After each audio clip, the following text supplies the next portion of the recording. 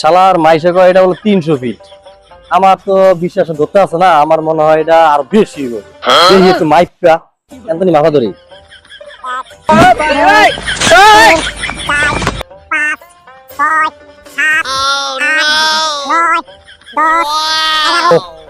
এ ভাই বড় ভাই, ওরে মিয়া 14 মিয়া শুনেন না, এবার ডিস্টার্ব করেন না তো। কি করেন আপনি? আগে আমার কথা শুনেন, আগে মাইপ করলেন না আমি। কি করতাছেন আপনি? মাপে একটু কি মাইপ করলে ভাবতাছেন? ভুলে গেলাম গা 14টা কত।